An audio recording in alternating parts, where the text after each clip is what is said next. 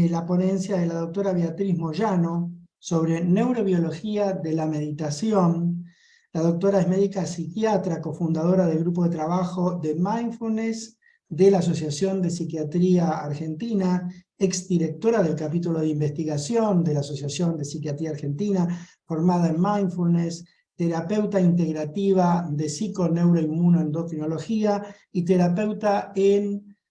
terapia de aceptación y compromiso, entre una de las cosas que tiene Beatriz, porque tiene un currículum muy extenso. Beatriz está de viaje, así que nos dejó el video de su presentación que voy a compartir ahora en un segundo.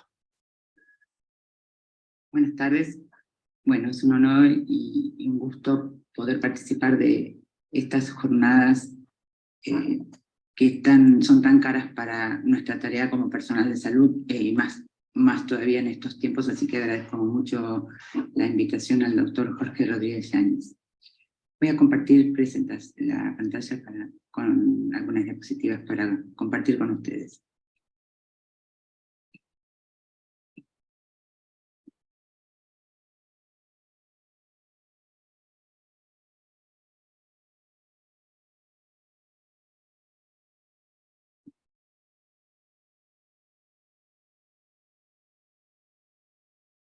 Bueno,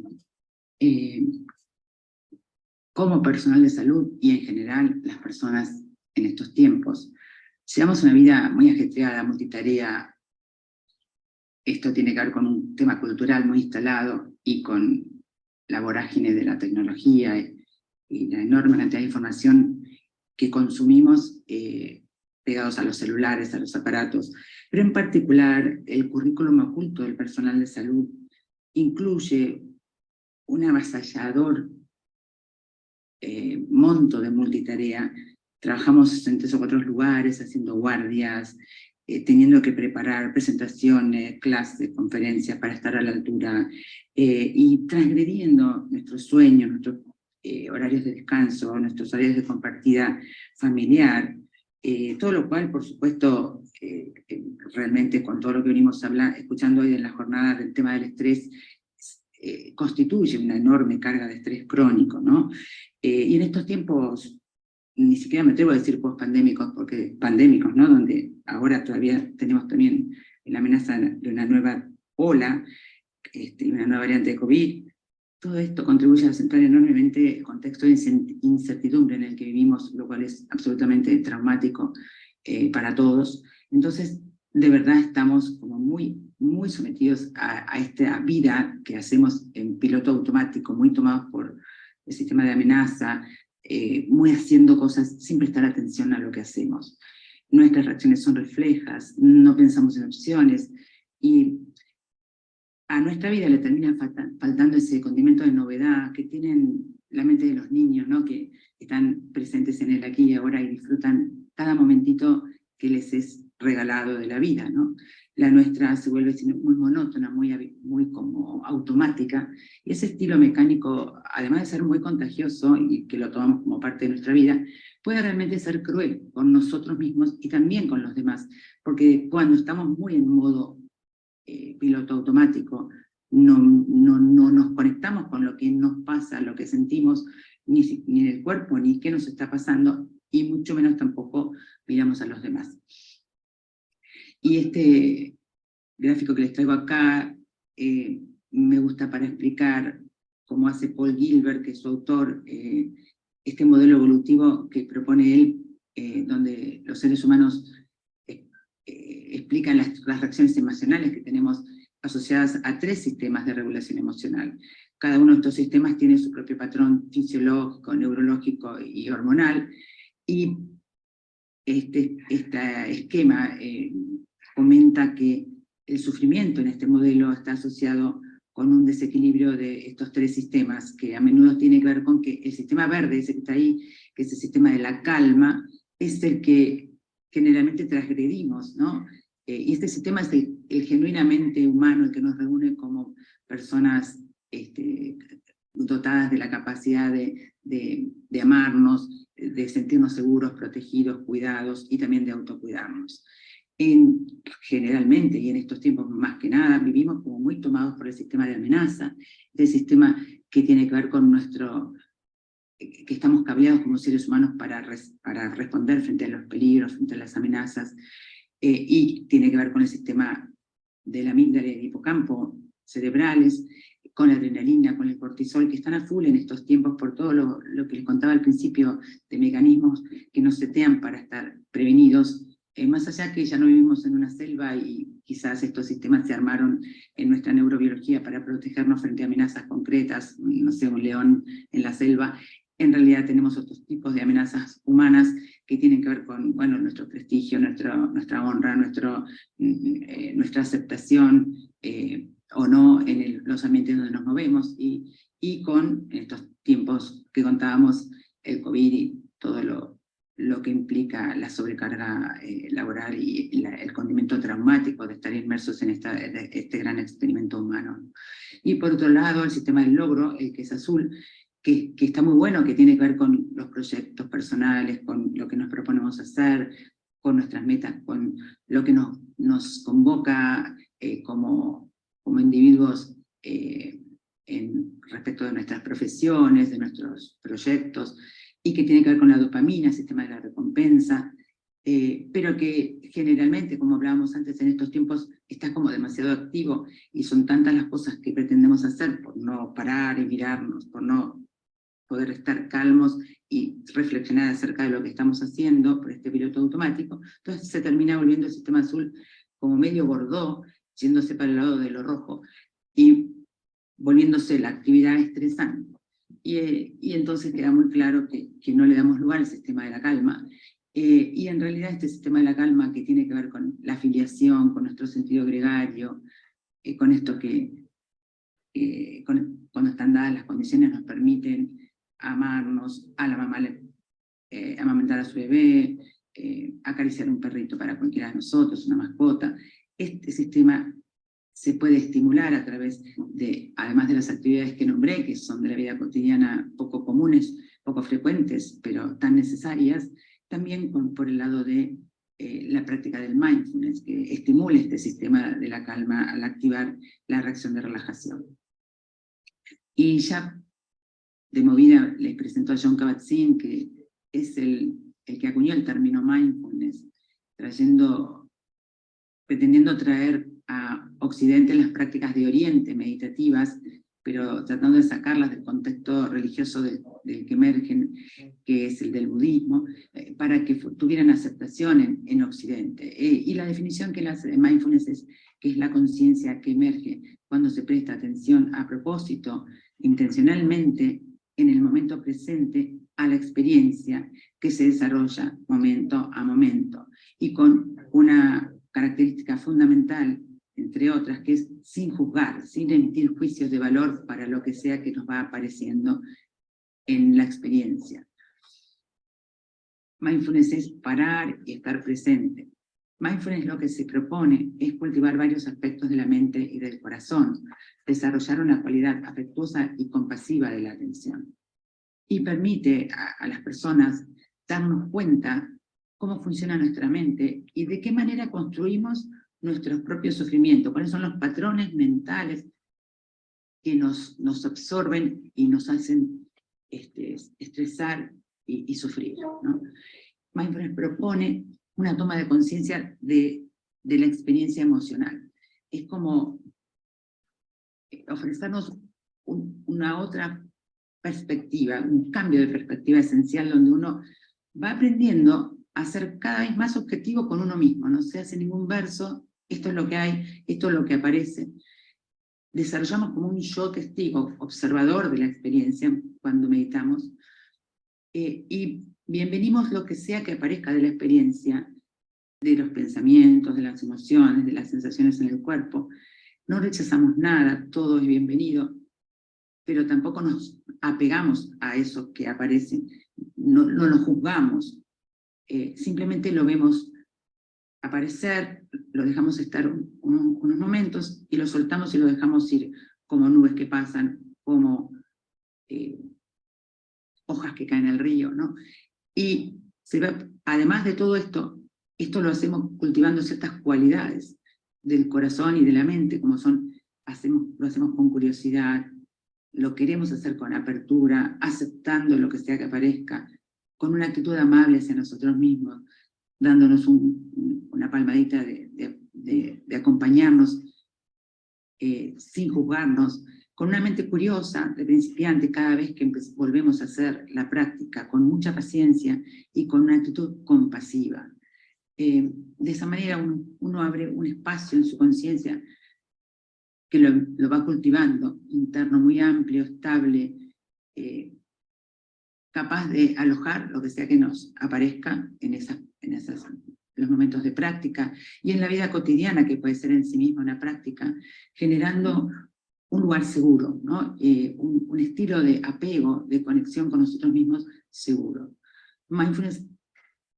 propone relacionarnos de un modo diferente al sufrimiento. Lo que termina pasando es de esta manera un descentramiento, una desfusión de nuestro yo con respecto a los pensamientos, las emociones. Los pensamos como simplemente patrones mentales, no le damos entidad, no somos nuestros pensamientos, no somos nuestras emociones. Podemos mirarlas y podemos manejar que estén sin confundirnos con que somos ellas, ¿no? Ese proceso se llama metacognición o reappraisal, ¿no? Mindfulness o atención plena, entonces en sí misma, es despertarnos de ese modo hacer, del rojo y del azul que mostrábamos antes, de esa vida en piloto automático en la que vivimos, a ser sensibles a la novedad de la vida cotidiana. Esto sería pasar al modo ser, al modo verde. Esto nos permite reflexionar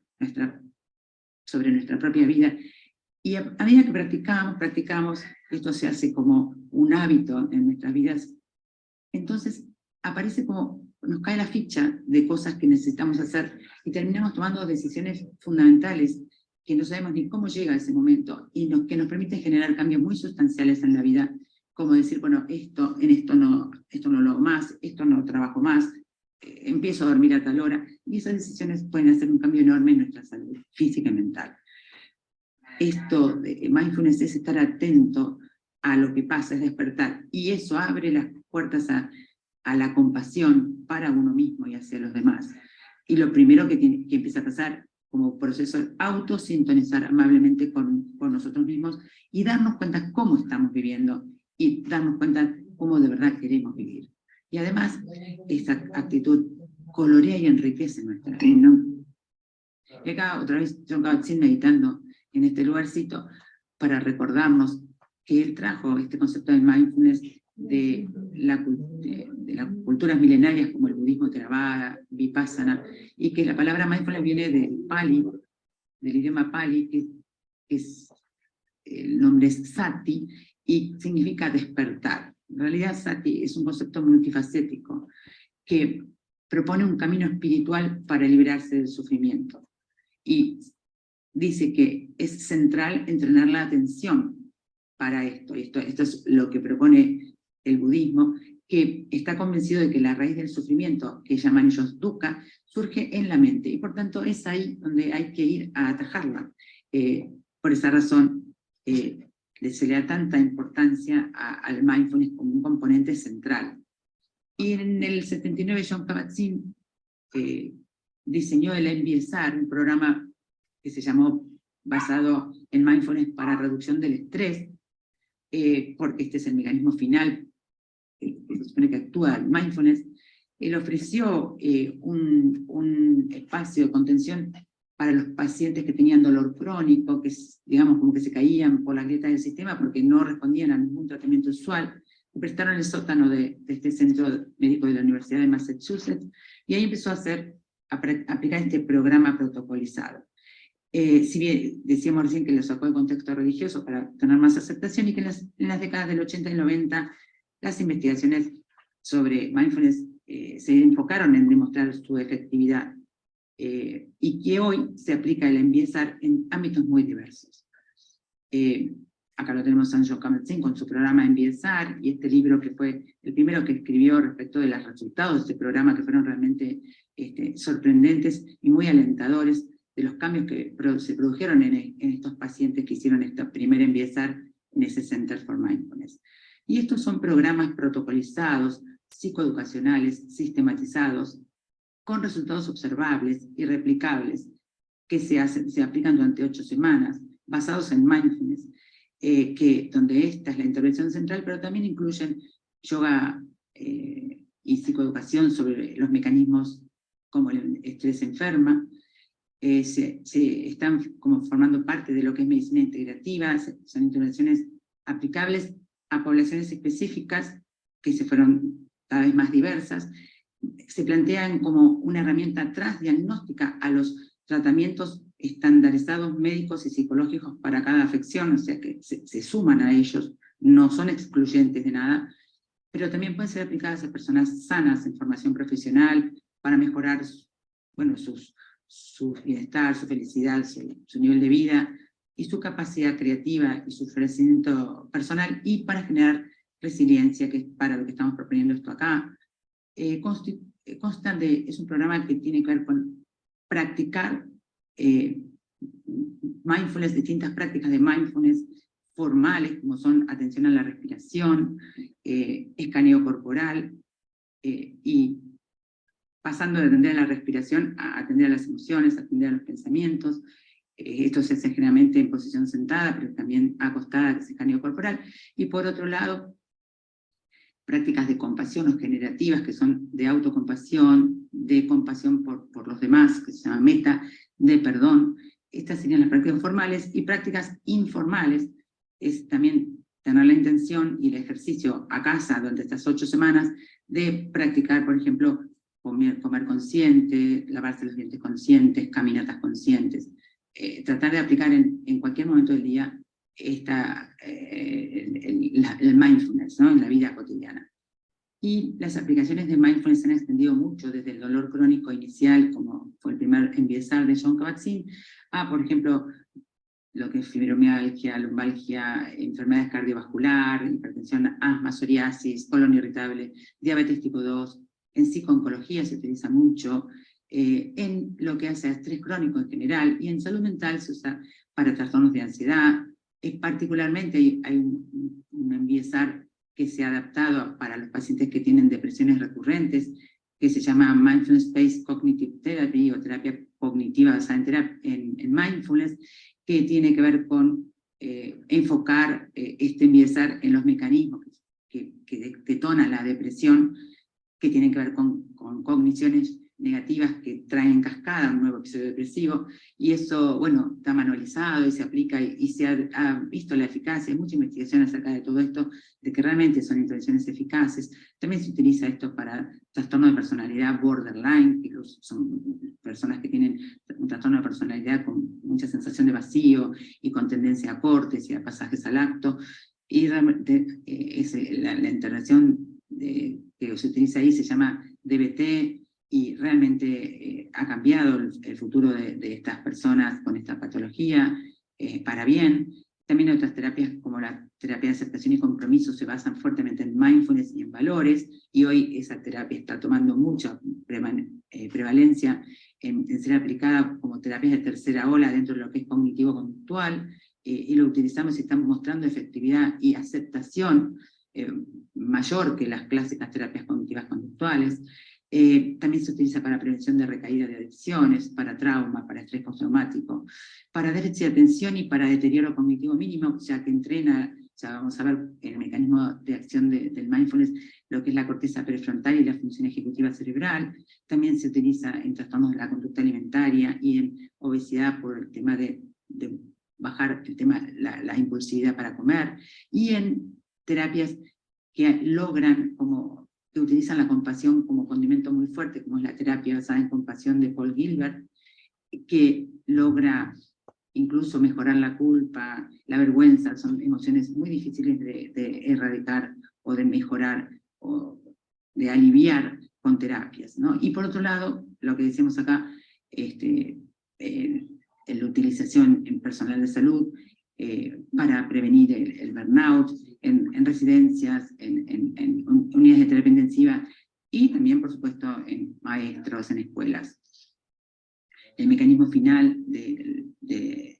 mejoría de la salud del mindfulness es la reducción del estrés y mejora síntomas psicológicos y físicos del estrés. Y esta diapositiva que les traigo acá tiene que ver con mostrarles qué qué pasa con la mente cuando medita, ¿no? Y empezando por mostrar qué pasa con la mente humana en general, que siempre parece estar como distraída. Las investigaciones que se han realizado en los últimos tiempos muestran que las personas estamos el 47% del tiempo no pensando en lo que hacemos cosas en automático. Y cuando eso sucede, como hoy es posible mirar la activación cerebral cuando está pasando cada una de estas cosas, se activa una parte cerebral que tiene que ver con regiones posteriores del cerebro, que se ha dado en llamar ese grupo de estructuras red por default, porque es como que por default nuestra mente está ahí, y cuando la mente está ahí, está rumiando, está preocupándose por cosas que todavía no hizo, está preocupándose por algo que ya pasó, resonando con alguna crítica de alguien, o con una autocrítica, con una preocupación, con emociones generalmente no muy positivas. Esa es la región del prepucio, que se ve ahí en verde, la región parietal posterior. Y cuando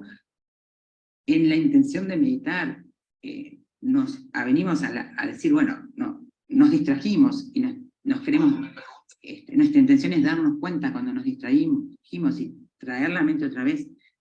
a, por ejemplo, la práctica que nos convoca, que podría ser atención a la respiración. Entonces, cuando nos damos cuenta de esto, entran a funcionar otras estructuras como la corteza cingulada anterior y la ínsula, que nos hacen volver a traer al cuerpo, por ejemplo, que nos sirve como ancla, la sensación del aire que entra y sale, por ejemplo, de la nariz, ¿no? Y ahí se están activando estas estructuras, y cuando logramos otra vez concentrarnos en la respiración, se está activando la corteza dorsolateral prefrontal, las áreas ejecutivas del cerebro, hay un entrenamiento atencional que empieza a comandar, y ya no estamos más distraídos, ni rumiando, sino que estamos ahí, y cuando logramos mantener la atención, seguimos ejercitando esta parte del cerebro, corteza prefrontal, con una atención sostenida, hasta nuevo aviso, hasta que vuelve a distraer nuestra mente. Y en realidad, meditar no es elevarnos, ni nada muy esotérico, sino que es justamente prestar atención al objeto de la atención. En este caso estábamos haciendo ejemplo anclando en la respiración, notar cuando la mente se pone a divagar y traerla de vuelta a la atención con mucha amabilidad, como tomando de la mano a un niñito travieso que se escapó, para que volvamos a prestar atención. Y la distracción mental es el modo de funcionamiento por defecto de nuestro cerebro. La evidencia muestra que las regiones cerebrales ejecutivas, que mostraba antes, y atencionales están fuertemente involucradas en varias prácticas meditativas. Por eso mindfulness mejora la capacidad de focalizar la atención en todas sus formas, sostenida, selectiva y ejecutiva. Y cuando lo vamos haciendo de forma sostenida y sistemática a lo largo de los años, empiezan a aparecer cambios neuroplásticos en el cerebro que hacen que nos setiemos de un modo más atento, menos rumiativo, ¿no? Que parece ser uno de los mecanismos que mejora nuestra salud. Y por otro lado, mejora nuestra memoria de trabajo y explícita, y las funciones ejecutivas se pone clara la mente, por esto de que estamos más enfocados aquí y en el ahora. Y algo muy importante, quizás de lo más importante para resaltar ahora, es que el mindfulness, por desarrollar las capacidades atencionales, disminuye la divagación mental, disminuye la cantidad de tiempo que nos distraemos,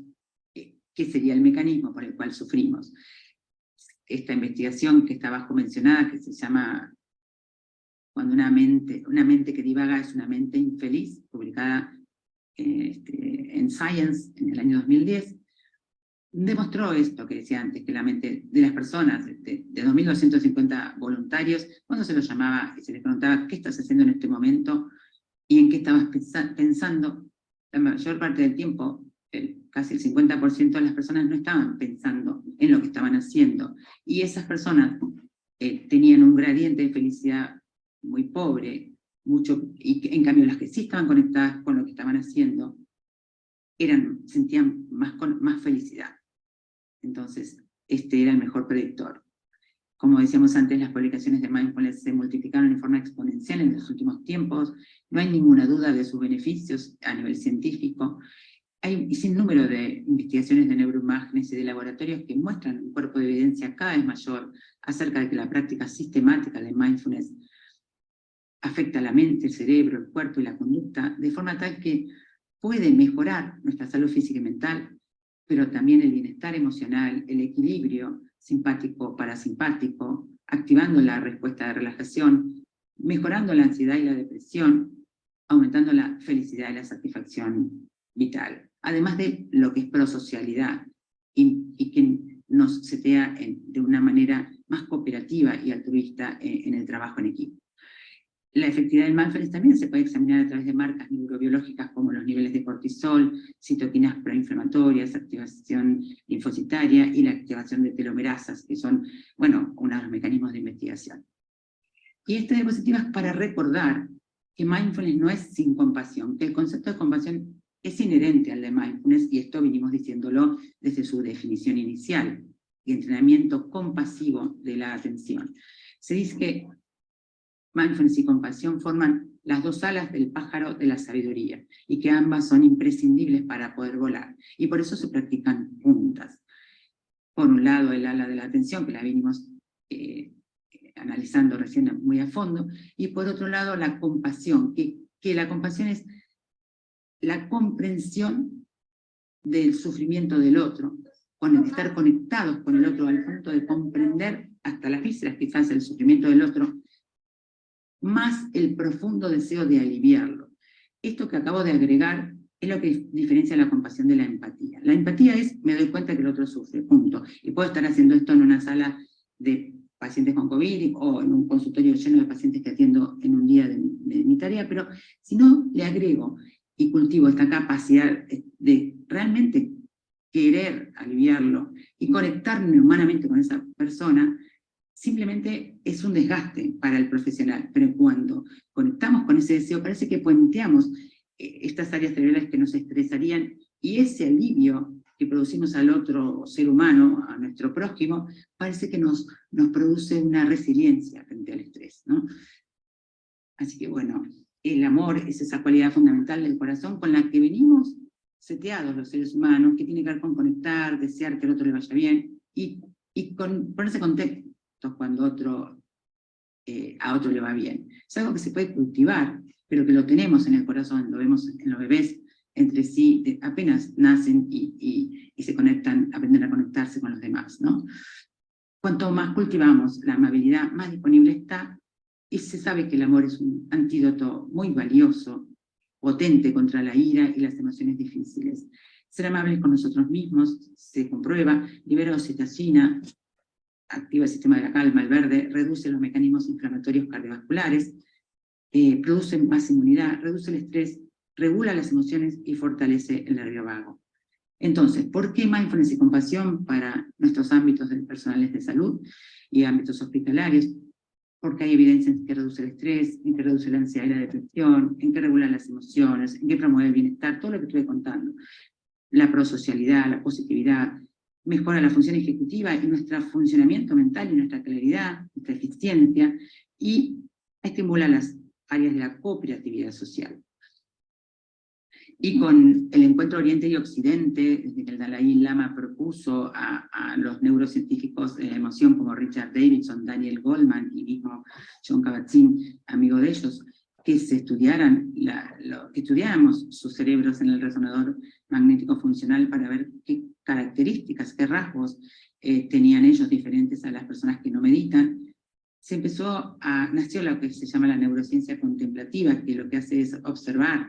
qué sistemas neurales se activan cuando alcanzamos estados meditativos y determinar los efectos de la práctica regular sistemática, tanto en la estructura como en la función cerebral. Y es así como, por ejemplo, si vamos a YouTube, encontramos este video que dice que Mathieu Ricard es el hombre más feliz del mundo, un monje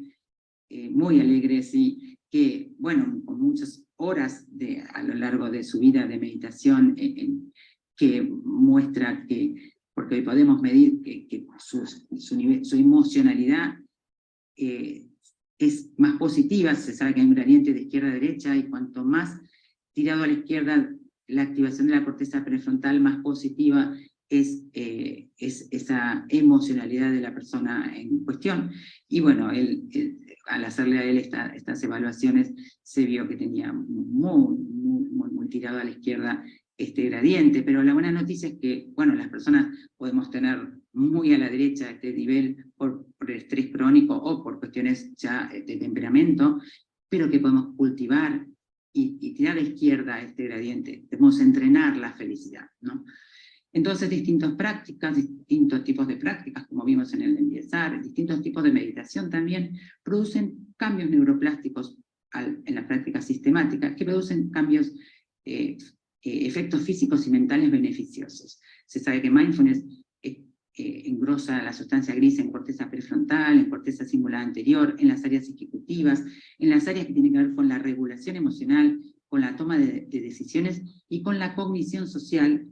Y por otro lado, se sabe que también disminuye la activación de la amígdala, esa almendra nerviosa que está en el lóbulo temporal y que tiene que ver con activar el circuito del miedo y del estrés y la ira, y que el hipocampo, que está afectado cuando hay estrés crónico y tiene que ver con el aprendizaje y la memoria, también mejora y se normaliza con la práctica de mindfulness, y que se activan y se refuerzan áreas del cerebro antes no desarrolladas, como es la ínsula, que interviene tanto en lo que es la actividad de interocepción, y que se va produciendo un procesamiento de la información, en vez de tan top-down, tan mental, más bottom-up, más corporalizado, ¿no? Como una mayor conciencia corporal y de lo que necesita nuestro cuerpo, y mucha más empatía y cognición social. Y este libro, Rasgos Alterados, en este libro Richard Davidson y Daniel Goleman justamente hablan de la capacidad de producir rasgos, la práctica sistemática del mindfulness y de las investigaciones de los últimos tiempos, y también de las limitaciones de estas investigaciones, lo difícil que es investigar el mindfulness, que es un constructo muy diferente al de la medicina, ¿no? Entonces, en eso estamos, ¿no? En perfeccionar las investigaciones para poder decir de verdad qué es cierto y qué no es cierto respecto de los beneficios del mindfulness. Pero sí se ha llegado a la conclusión de que hay 3 componentes centrales que interactúan para explicar los beneficios del mindfulness, y que son justamente la autorregulación de la atención, esa activación fuerte de la corteza cingulada anterior que trae la mente acá y entrena esta corteza prefrontal, que también por ese mecanismo autorregula la emoción, y que también ocurre este fenómeno que se llama reappraisal, que es esa que expliqué antes, que es la metacognición, el darnos cuenta de lo que nos está pasando. Todo esto es activación de la corteza prefrontal dorsolateral, que sin proponérselo, parece ser, activa la respuesta de relajación vagal que nos regula, muy posiblemente por bajar nuestra rumiación y disminuir la actividad de la red por default, que es como decíamos antes. Concluyendo, mindfulness es una práctica que de verdad nos genera mucha resiliencia frente al estrés. Una mente distraída es una mente infeliz. La práctica de prestar atención al momento presente permite observar pensamientos, emociones, hábitos de conducta sin emitir juicios de valor, y termina siendo un enfoque terapéutico beneficioso para la salud física y mental. Por eso la proponemos como un recurso noble, práctico y disponible para generar resiliencia frente al estrés para el personal de salud. Termino con un poema que me parece muy hermoso, que nos hace dar cuenta de nuestras conexiones interhumanas inexorables, que la pandemia también lo mostró esto claramente. No se puede vivir solo para nosotros mismos. 1000 fibras nos conectan con nuestros prójimos, y entre estas fibras, como hilos compasivos, nuestras acciones fluyen como causas y regresan como efectos. Germán Melville. Muchas gracias.